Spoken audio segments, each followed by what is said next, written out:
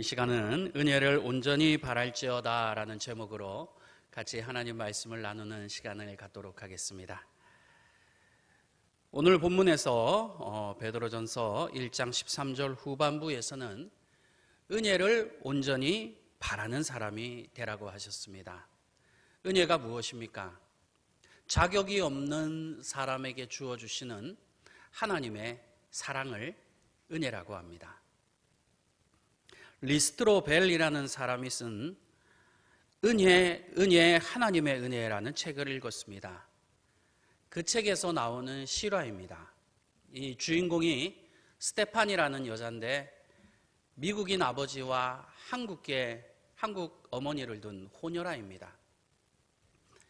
이 여자분이 태어나신 때가 6.25, 그러니까 1950년에 태어나셨습니다. 미국 아버지 군인과 이제 한국 여자 사이에 태어났는데 호녀라죠. 그래서 그 당시에는 참 나쁜 말인데 호녀라를 틱이라고 그렇게 불렸습니다. 그래서 굉장히 좀 안 좋게 그렇게 생각하던 시절이 있었습니다. 지금은 오히려 호녀라들이 굉장히 외모가 뛰어나기 때문에 인기가 있는 시대지만 그 당시만 하더라도 제가 어릴 때만 하더라도 튀기라고 하면서 놀렸던 그런 시절이 있었습니다. 6.25 당시였으니까 얼마나 그랬겠습니까? 이 어머니가 미국인 아버지와 헤어지고 재혼을 하게 됐습니다. 그 당시에는 아이들을 버리는 일이 굉장히 많았습니다. 그래서 이 어머니는 그 딸을 시골 기차역에 그냥 버려버립니다. 이 아이는 시골에 있는 그 기차역에서 이제 하루하루를 살아간 거죠. 몇 년을 그렇게 살았답니다. 물론 기차역에서도 역장에 의해서 쫓겨났기 때문에 시골의 그런 집더미 속에서 그 4살짜리 아이가 살았습니다. 그래서 귀뚜라미나 메뚜기를 잡아먹고 그리고 쥐도 잡아먹었습니다. 그 기찻길을 이렇게 그 위에 못을 이렇게 올려놓으면 기차가 이렇게 싹 지나가면 못이 칼처럼 날카로워진답니다. 그래서 그것으로 쥐의 내장을 가르고 4살짜리 아이가 불에 어떻게 구워 먹겠습니까? 날 것으로 쥐의 꼬리와 귀까지 다 먹으면서 그렇게 시골에서 거지처럼 이제 살게 된 거죠. 아저씨들이 지나가다가 그 아이를 보면 손을 잡고 데려가서 그 4살짜리를 강간을 했답니다. 수없이 강간을 당했대요.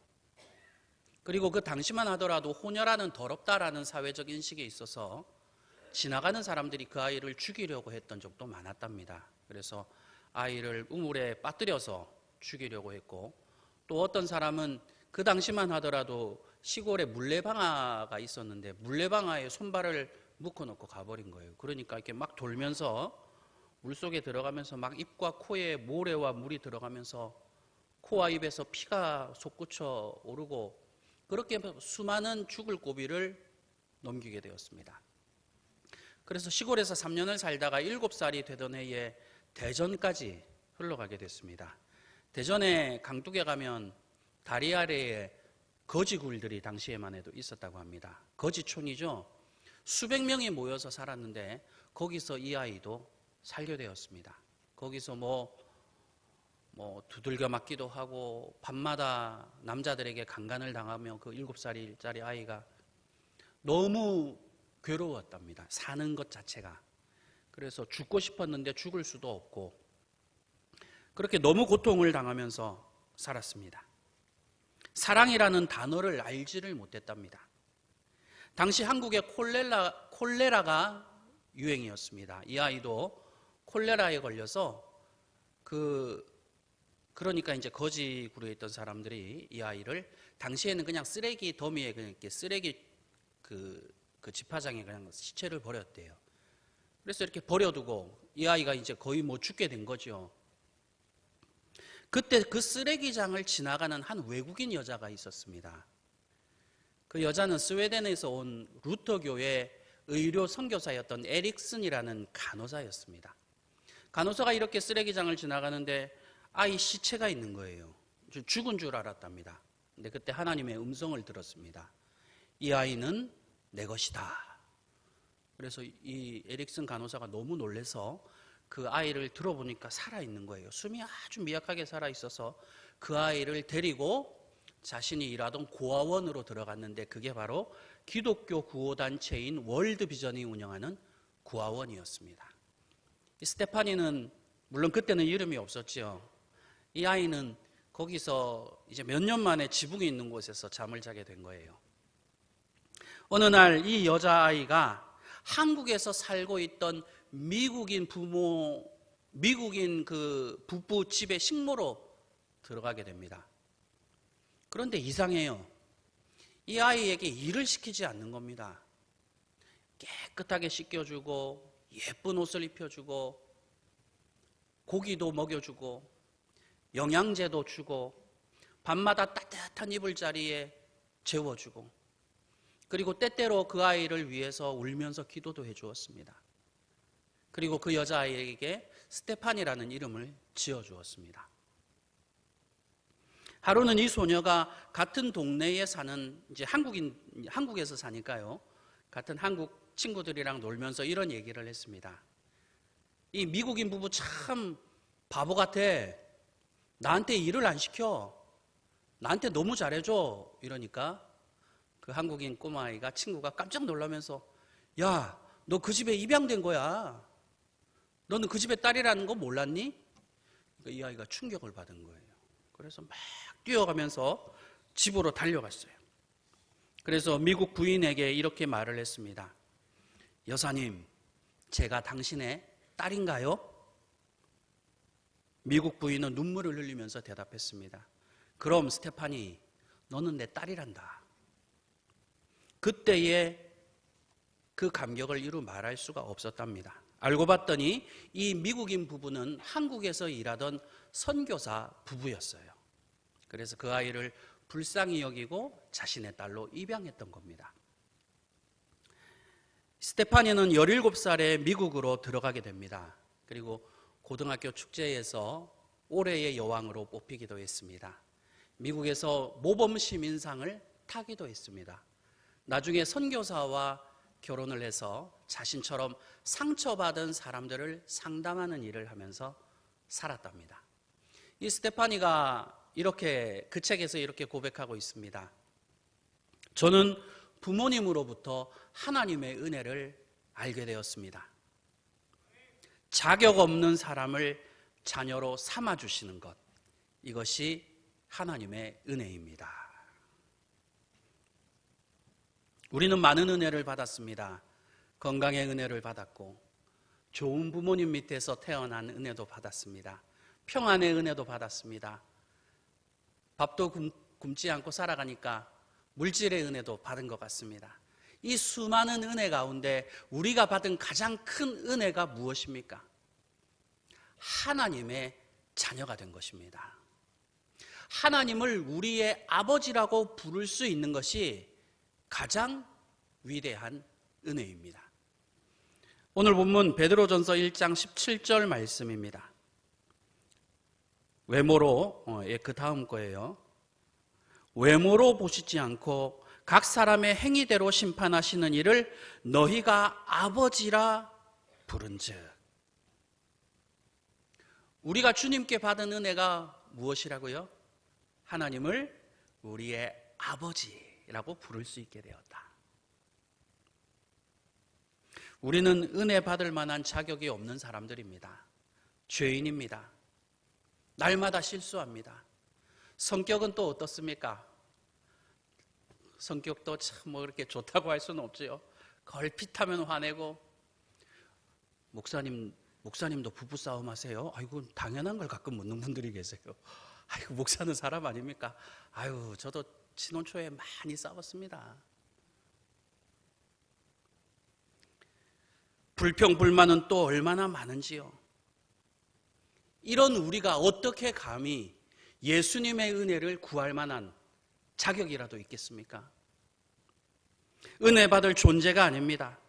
그런데 예수님은 아무런 조건 없이 우리를 사랑해 주셨습니다. 예수님께서는 우리를 위해서 십자가에서 보혈을 다 쏟아주셨습니다. 우리는 예수님의 죽음의 대가로 하나님의 자녀가 되었습니다. 우리는 예수님의 피의 공로로 하나님의 아들이 되었고 하나님의 딸이 되었습니다. 우리를 향한 예수님의 이 엄청난 사랑, 우리를 향한 예수님의 이 위대한 사랑, 이것이 바로 은혜의 본질입니다. 은혜의 실체입니다. 예수님은 십자가에서 죽으실 만큼 여러분들을 사랑하시는 줄로 믿습니다. 여러분도 죽을 만큼 예수님을 사랑하시기를 축원합니다. 예수님께서는 주님의 생명을 내어놓을 만큼 여러분을 사랑하셨습니다. 여러분도 생명을 바쳐서 예수님을 사랑하시기를 축원합니다. 여러분의 모든 인생을 바쳐서 예수님을 사랑하시기를 주님의 이름으로 축원합니다. 은혜는 어디에서 오는 것입니까? 사람에게서 오는 것이 아닙니다. 예수님에게서 오는 것입니다. 요한복음 1장 17절입니다. 율법은 모세로 말미암아 주어진 것이요 은혜와 진리는 예수 그리스도로 말미암아 온 것이라. 은혜는 사람이 찾는다고 찾을 수 있는 것이 아닙니다. 은혜는 예수님께서 주셔야 합니다. 은혜의 주권은 예수님에게 있습니다.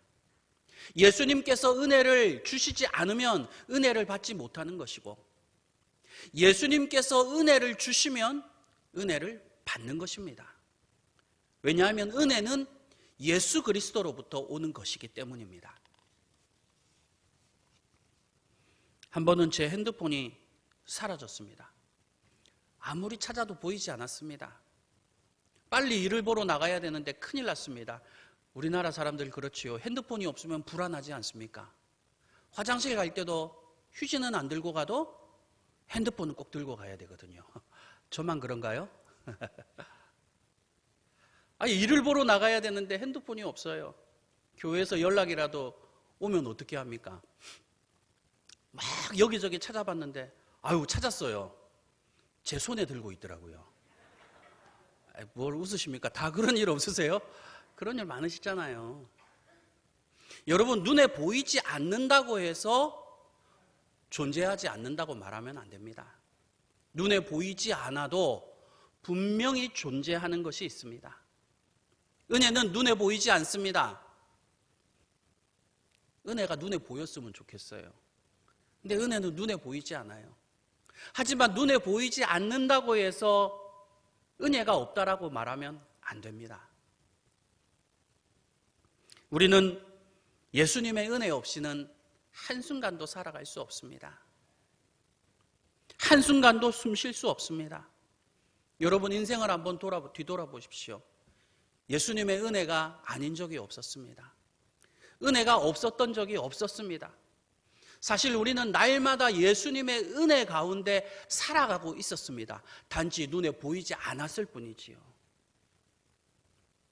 우리는 매 순간순간마다 은혜 가운데 숨쉬며 살아가고 있었습니다.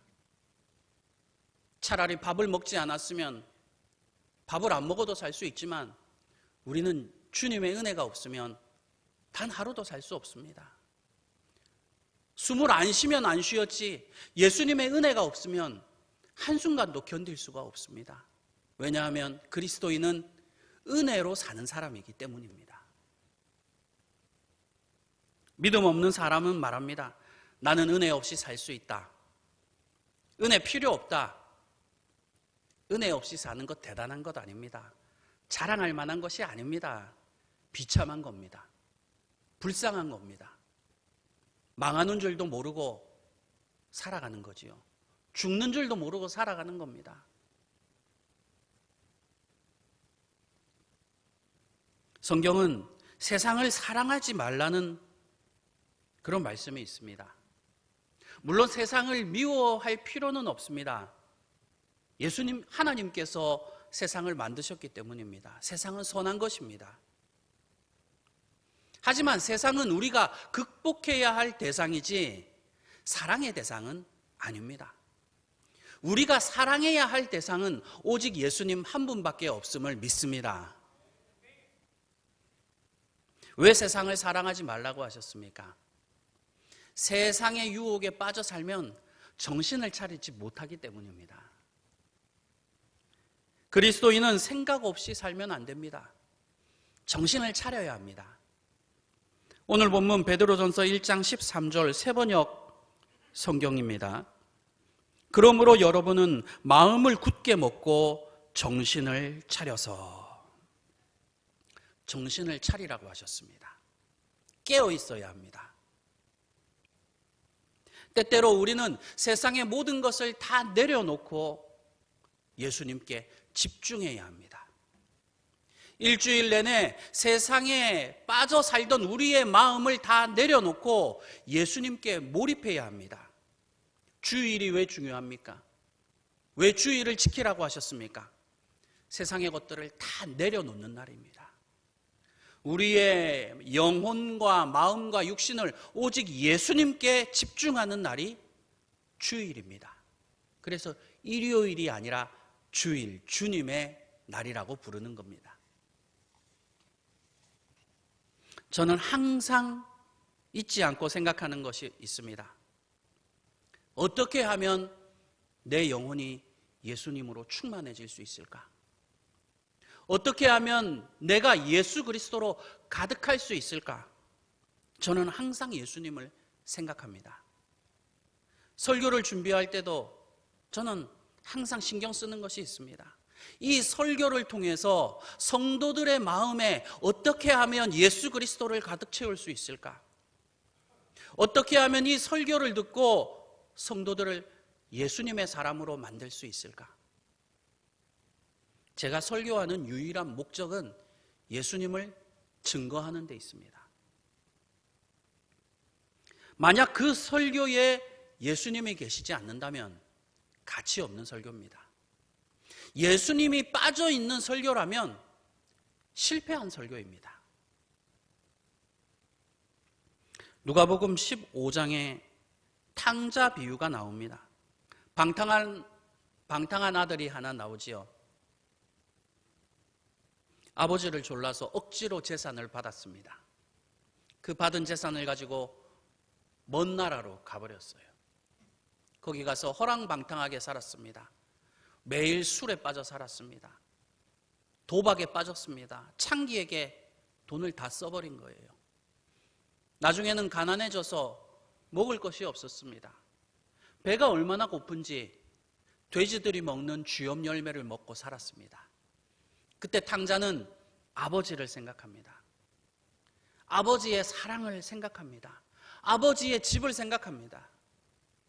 이것이 바로 회개입니다. 이 탕자는 내가 열심히 일을 해서 다시 재기해야지, 내가 돈을 많이 다시 벌어야지 이렇게 결심하지 않았습니다. 아버지께로 돌아가야겠다. 내가 아버지의 집으로 돌아가야겠다. 아버지를 생각했습니다. 죄의 시작이 어디서부터 시작되는 줄 아십니까? 하나님 아버지를 잊어버리는 데서부터 시작합니다. 회개의 시작은 하나님 아버지를 생각하는 데서부터 시작됩니다. 진정한 회개가 무엇일까요?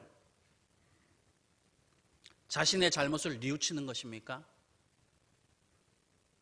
가롯 유다는 자신의 잘못을 뉘우치고 목매달아 자살했습니다.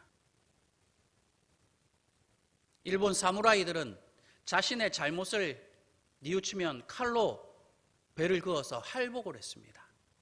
저는 아직도 기억이 납니다. 80년대만 하더라도 꼭 해외 뉴스 토픽에 일본 기업인들이 부도가 나면 할복 자살했다라는 얘기를 옛날에 참 많이 나왔어요. 그렇죠? 근데 요즘에는 이제 그런 일이 없어진 것 같아요. 그게 회개일까요? 물론 아니겠죠. 그것은 인간적인 뉘우침에, 인간적인 후회에 불과합니다. 인간적인 후회와 회개는 전혀 다른 것입니다.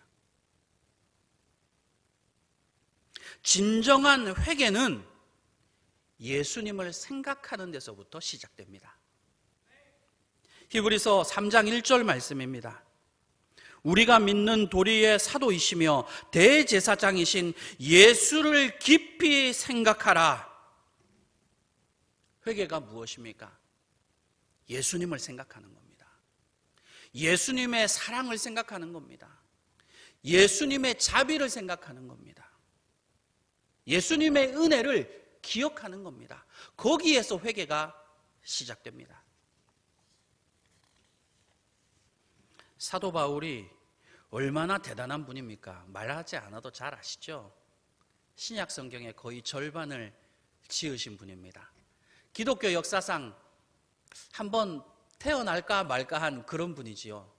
얼마나 대단하신지 사도 바울의 손수건을 가져다가 병자들에게 얹으면 병이 나았습니다. 사도 바울의 앞치마를 가져다가 사람들한테 얹으면 귀신이 떠나갔어요. 아유, 저는 뭐 그런 얘기를 듣도 보도 성경에서 예수님하고 바울 외에는 듣도 보도 못한 얘기입니다.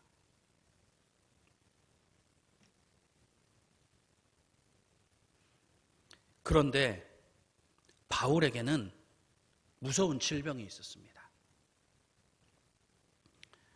어떤 신학자는 간질이라고 합니다. 얼마나 이 병이 고통스러운지 바울은 성경에서 이렇게 고백을 하죠.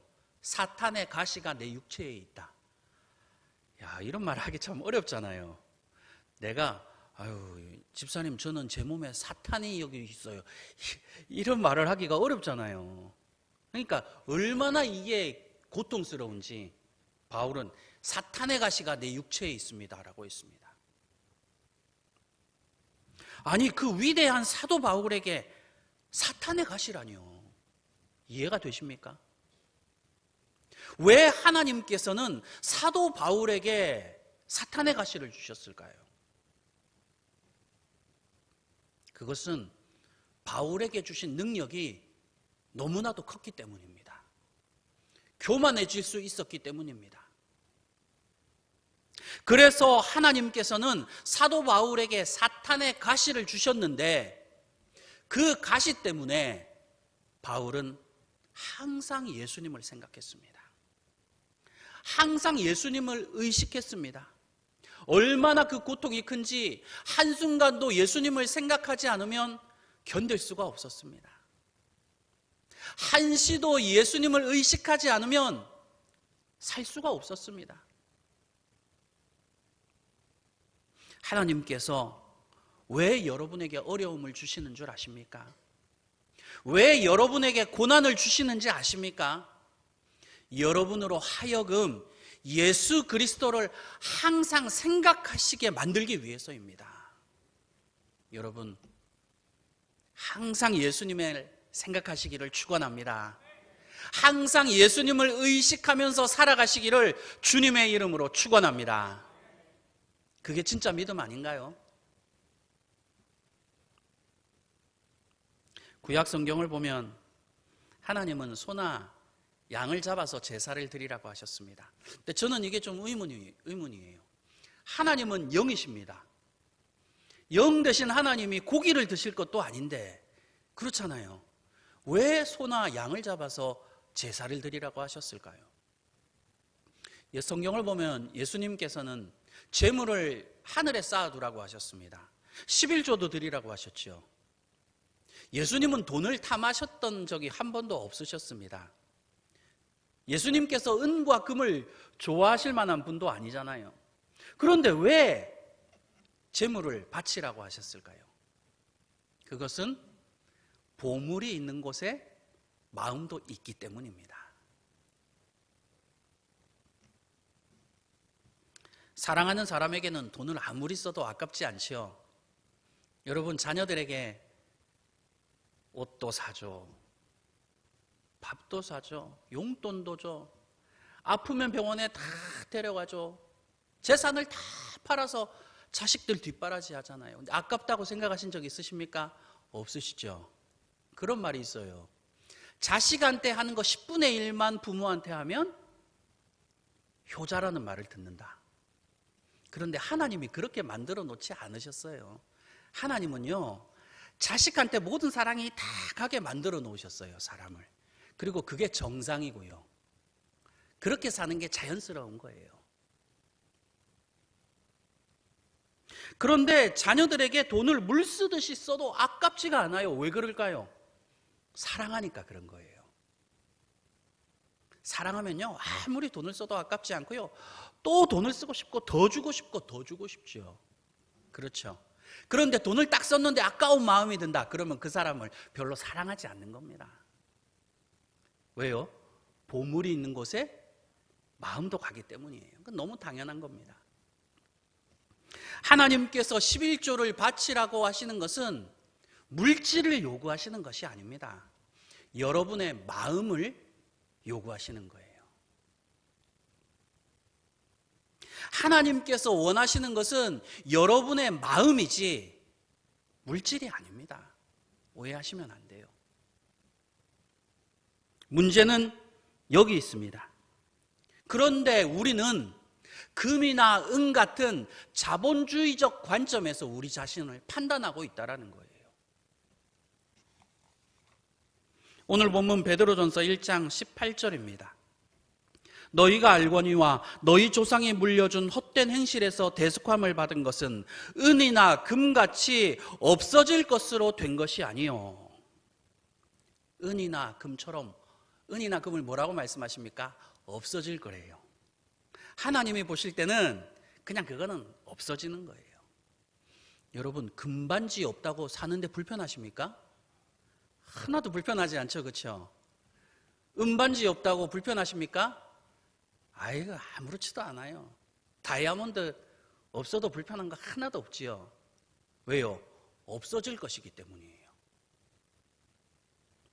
제가 서울에서 전도사 사역을 할 때 일입니다. 그 교회가 강남에 있었어요. 제일 부자 동네에 있었습니다. 한 번은 한 유명한 기업의 딸이 그 교회에, 제가 사역하는 그 교회에 등록을 했어요. 정말 이름만 알면 다 알만한 기업이거든요. 그 회장의 딸이에요. 제가 신학교에 가서 후배한테 이런 얘기를, 그 얘기를 했어요. 야, 우리 교회에 어떤 기업의 딸이 왔어. 이러면서 이 얘기 저 얘기를 하는데 갑자기 후배가 저한테 그러는 거예요. 선배님, 그런데 그게 중요해요? 아, 얼마나 부끄러운지요. 아, 막 쥐구멍이라도 있으면 숨고 싶더라고요. 제가 그때 알았죠.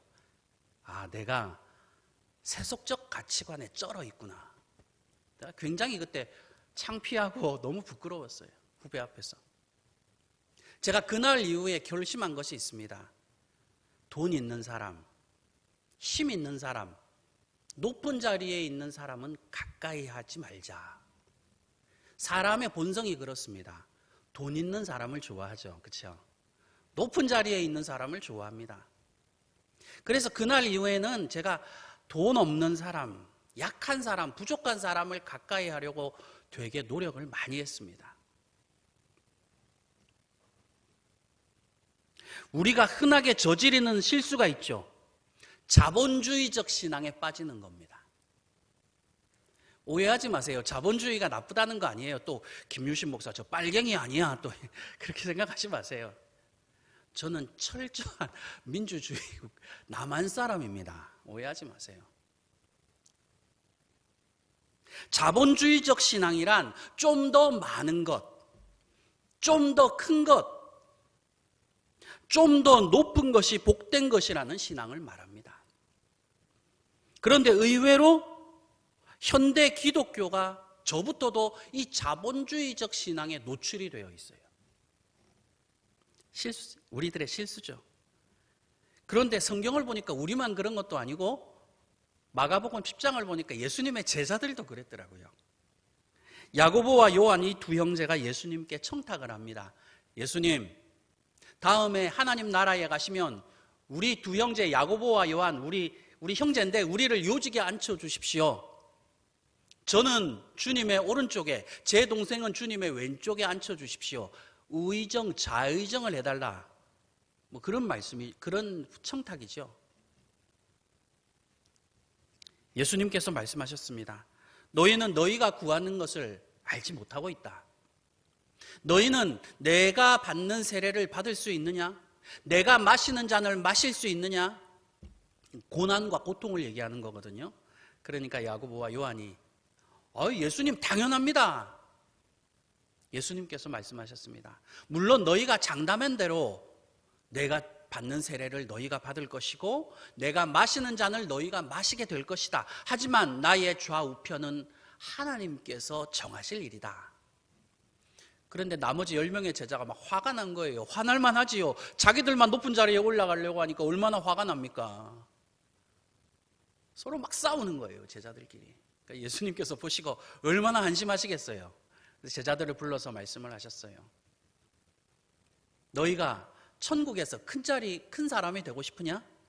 높은 자리에 올라가고 싶으냐? 그러면 낮아져야 한다. 남을 섬기는 자가 되어야 한다. 이건 정말 대단한 말씀입니다. 우리는 흔히 오해하지요. 낮은 자리에 내려가면 낮아지는 줄 압니다. 높은 자리에 올라가면 높아지는 줄 압니다. 그런데 하나님의 나라는 참 이상합니다.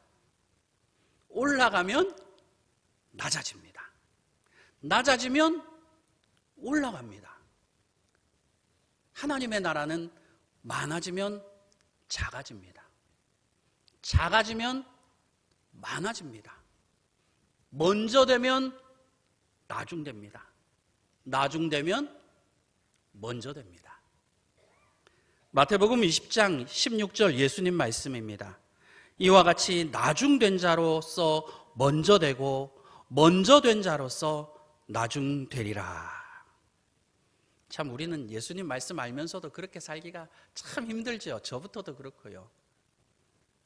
당시 유대인들이 가지고 있던 편견이 하나 있었습니다. 그게 뭐냐면 부자는 하나님께 복을 받은 사람이고 가난한 사람은 하나님께 저주를 받은 사람이다. 그런데 예수님께서는 그 편견을 여지없이 깨뜨리셨습니다. 가난한 자에게 복이 있다고 하셨습니다. 누가복음 6장 20절입니다. 예수께서 눈을 들어 제자들을 보시고 이르시되 너희 가난한 자는 복이 있나니 하나님의 나라가 너희 것임이요. 제자들이 너무 놀란 거예요. 아니 아브라함도 부자였고 이삭도 부자였고 다윗도 부자였는데 가난한 자가 복이 있어? 이야, 이건 정말 놀라운 말씀이에요. 하나님은요, 자본주의적 가치관으로 여러분들을 판단하시지 않으십니다. 그렇다면 하나님께서는 우리를 판단하실 때 어떠한 가치 기준에서 판단을 하실까요? 그것은 바로 예수 그리스도의 보혈입니다. 오늘 본문 베드로전서 1장 19절입니다. 오직 흠없고 점 없는 어린 양 같은 그리스도의 보배로운 피로 된 것이니라. 여러분, 예수님의 피가 충만한 성도가 되시기를 축원합니다. 예수님의 피로 예배하는 성도가 되시기를 축원합니다. 예수님의 피를 사랑하는 성도가 되시기를 주님의 이름으로 축원합니다. 우리 신앙은 예수님의 피로 종결되는 거예요. 세상에서도 돈으로 자리를 사고 팔면 뇌물이라고 하지요. 심하면 감옥에 갈 수도 있습니다. 하나님께서는 뇌물을 받으시는 분이 아닙니다. 금과 은으로 하나님 나라의 영광을 살 수 없습니다. 오직 예수 그리스도의 보혈로만 하나님 나라 영광을 살 수 있는 줄로 믿습니다. 여러분, 자기 자신을 의지하지 마십시오. 인간의 의를 세우려고 하지 마십시오. 너무 거룩하게 살려고도 하지 마십시오. 예수님의 피로 살아야 합니다. 예수님의 보혈의 공로를 의지해서 살아야 해요. 우리가 다음에 하나님 나라 가서 무엇을 자랑하겠습니까? 하나님, 나는 이렇게 살았고요, 저렇게 살았고요. 아닙니다. 하나님, 저는 예수님의 피를 의지했습니다. 저는 예수님의 피로 살았습니다. 저의 영혼은 예수님의 피로 충만합니다. 그러면 하나님께서 100점 그러시는 거예요. 말씀을 정리하고 마치겠습니다. 하나님의 가장 큰 은혜는 우리를 하나님의 자녀로 받아주신 겁니다. 우리는 은혜로 살아가는 사람이 되어야 합니다. 은혜로 살려면 정신을 바짝 차려야 합니다. 항상 우리 마음속을 은혜로 채워야 합니다. 이러한 은혜가 여러분 가운데 충만하시기를 주님의 이름으로 간절히 축원합니다. 기도하겠습니다.